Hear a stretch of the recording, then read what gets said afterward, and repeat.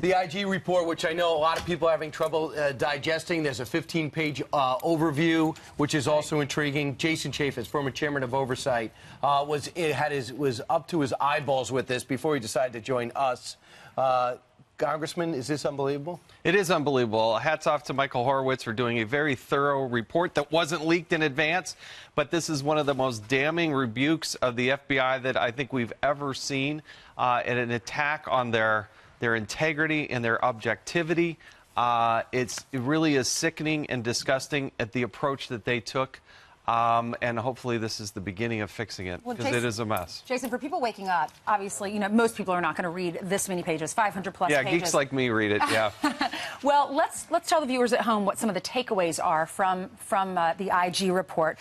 Horowitz came out with this report, and he says Comey is described, he describes Comey as insubordinate. He didn't follow the chain of command. He didn't follow what his boss would have wanted him to do. And remember, he did that because he couldn't believe what Barack Obama was doing as the president, saying things that weren't true. And when Loretta Lynch, the attorney general, is actually meeting with Bill Clinton, the spouse of the subject of the investigation, he couldn't go upstairs.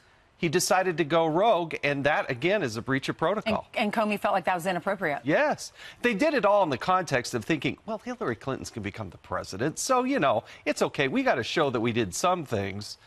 That was the belief, and that's in the report. And it's all because Loretta Lynch lost her credibility when she met with Clinton on the tarmac. It's all because the president of the United States says there's no corruption with the email. Which was not true. So then Comey does the bizarre thing of calling that presser and says she did everything wrong, but I'm not going to move forward. That's so right. Insubordinance is the least offensive thing we can conclude from there. Out of touch as well. Comey also broke FBI procedures, but no political bias. I don't necessarily see political bias with Comey, but the people below Comey I see.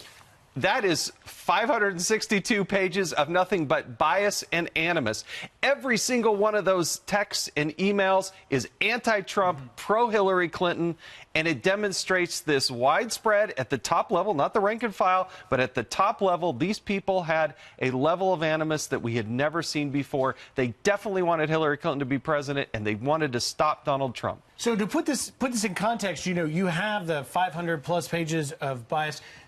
What Horowitz is saying is that he found no documented evidence that bias-colored Comey's decisions, but yet it is irrefutable bias at the leadership. And if we look back over the last year, we see Andrew McCabe rising to Comey's job and Strzok being colored as the #2 guy that would assume Andy McCabe's job. Andy McCabe now is under indictment. Strzok would be at the leadership in the cradle of impartiality of justice at our nation's capital. I ask you, just jumping a little bit forward, Jason, does this now draw into question the Mueller investigation? It does, because these were the senior-most people that were at the beginning, at the front end of the Mueller investigation. Some of them had to be pulled back, but anything that Mueller is doing with this investigation is tainted by the fact that you had these people who had a political objective to take down Donald Trump. They documented in their interaction on text messages. Anything Peter Strzok touched is contaminated, and he touched this investigation and overlapped, put himself right into the Russia investigation. Just because he kicked him out, it doesn't mean he didn't have an agenda. And I think perhaps, and you talk about, by the way, idiot moves, hypocritical moves. James Comey using his own Gmail account for his work, and also President Barack Obama using an alias, interacting with Hillary Clinton on her private email when he actually said the first time he found out about her using a private server Hillary Clinton was on news report. The irony, yes, it's unbelievable. Hillary Clinton thinks that James Comey is the reason that she lost the election because he reopened the email investigation a few days before the election. Meanwhile, he's using his own Gmail, and so she tweeted yesterday. She tweeted, "But my emails." She has a good point. Yeah. She does have a point with that. All of this starts though because Hillary Clinton, on the very day that they started the Senate confirmation, just coincidentally, no intent, according to Comey, coincidentally sets up her own server. All of this goes back on Hillary Clinton. She's the one that started this whole chain of events, and she can only look to herself for screwing this up and creating this disaster of a mess. I think the worst text message, though, that's between Strzok and Page, this is just unbelievable. He said, "We're going to stop it." She said, "Do you really think," this is what she writes, "Trump's not ever going to become president, right? Right?" And he says, "No, he won't will stop it. And it's done in the context of other text messages where they said they were going to have an insurance policy.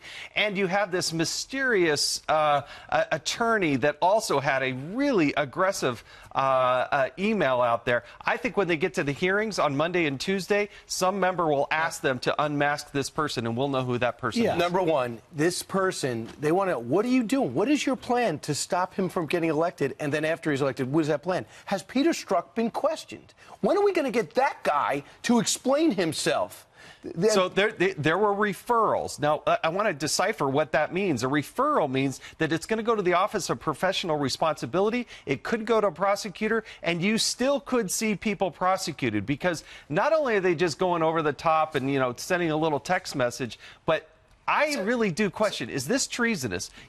This person was not working for Fish and Wildlife. This was the person who's in charge of counterintelligence for the United States of America. Guess who pays for his paycheck? Yes, we all pay for this. But he's also did the Russia investigation, so he pivots over, and then in the middle of that, they find out about Uma Abedin's Anthony Weiner's laptop, and then he discovers that while he's doing the Russia investigation, and he might have, we don't know yet, sat on it and not told Andy McCabe and James Comey for those 3 weeks. If the FBI had done a serious investigation of the Clinton emails, they would have known that their assistant had these hundreds of thousands of messages on their machine. But they didn't. They didn't go seize these machines. They didn't dive in and do a serious investigation of Clinton's emails. Jason, let me also bring into, you know, this report. There was the president was ridiculed for his narrative that there was an anti-Trump bias. Now we have 500 plus pages that irrefutably prove it. But it's not just Strzok, who, as Ainsley points out, is drawing our taxpayer dollars. He's at work right now having coffee at the FBI headquarters. There's 5 other agents,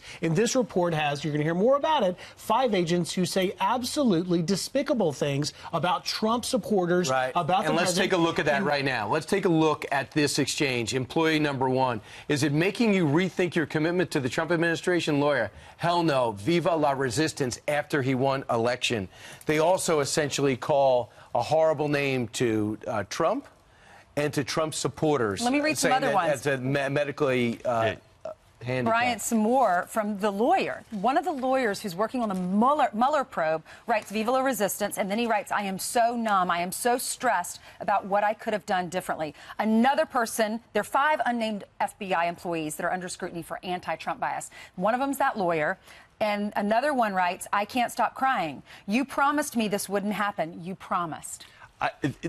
These people need to be unmasked. They need to be held accountable. The American people, the taxpayers who pay their bills, we should know exactly who they are. The other thing that I thought was I didn't see this one coming, but the incestuous nature of the FBI and the media. Remember, we had a report earlier last week about somebody who was sleeping with the security official in the Senate Intel Committee. But now this report comes out. I see over 330 instances of documented times, unauthorized, that they're communicating with the media. They're giving them golf trips. They're giving them meals. Tickets to games. If I was a member of Congress and I had done that, the FBI agents would have come after me. Okay, so here's the point. As Americans wake up and read this and see this, what can you give them confidence that they're going to regain their trust in the nation's premier law enforcement agency? Fortunately, Michael Horowitz did a wonderful job. Remember, anything that was FISA abuse, anything was Russia, that's a separate investigation that the Inspector General is doing. This is sort of the precursor or chapter 1 of flushing out the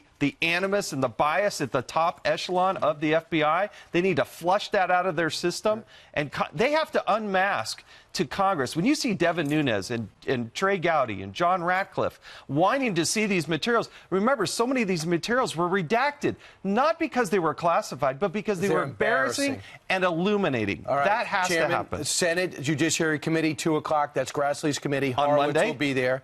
And then on Tuesday, they'll be in front of the House Oversight and Judiciary Committee. And then the third one will be a classified briefing. Remember, there's still more emails and stuff that we haven't seen because they are legitimately classified. Chris Frey going out there telling us how great recruiting is and how special it is was an embarrassment yesterday. It's about what these agents did, not about the ones that are doing it right. He should have been outraged. Instead, he's tried to soft pedal it, and I found that unacceptable. The rank and file, the men and women who are out there in Oklahoma and Utah and all, They're not the problem. It was this cabal at the top of the FBI. That was the problem. Wow. You've got a hearing on Tuesday. What is your first question to the Inspector General, Michael Horowitz, that day?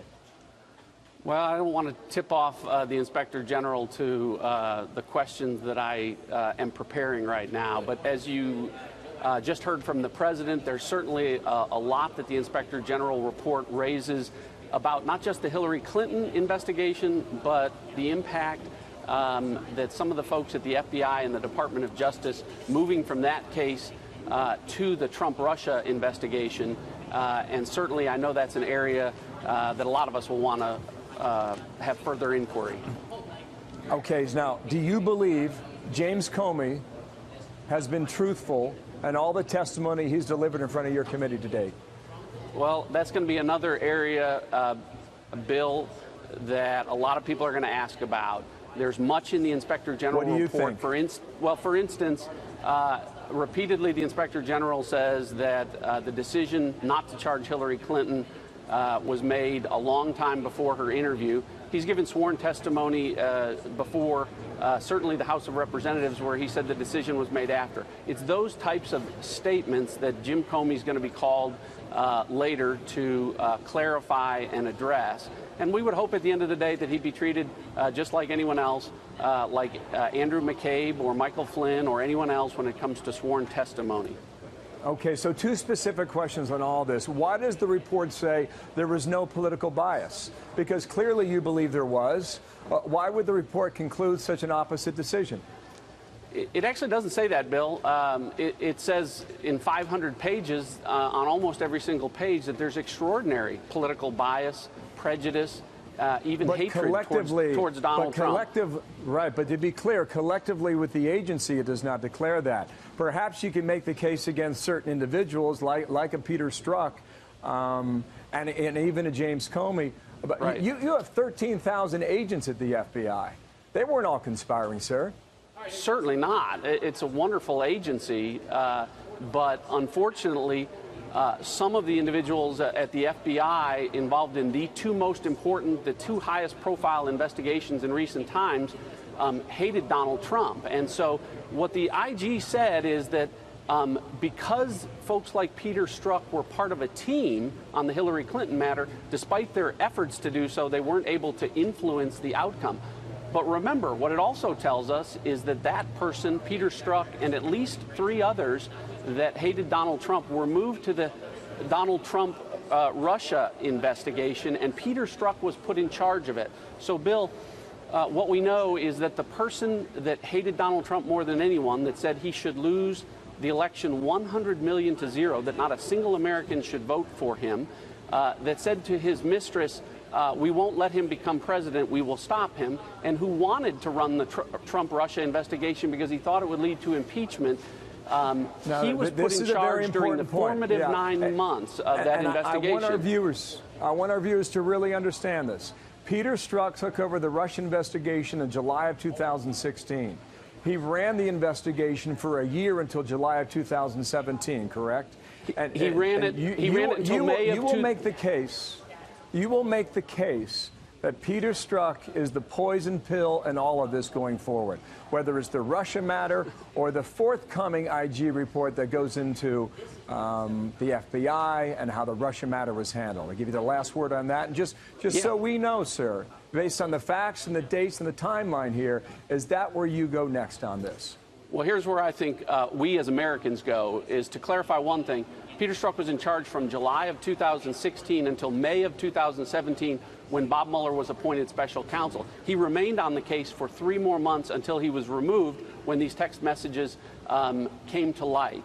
But during the formative 9 months of the Trump-Russia investigation, he and others who hated Donald Trump were in charge of making decisions, gathering evidence, and it's through that prism of that we have to look at whatever evidence that Bob Mueller would use from that part of the investigation. Okay. But here's to the president's point that's important, is that very same person who hated Donald Trump more than anyone in America, the IG report tells us that he lost interest in the Trump-Russia investigation because, to quote him, there's no there there.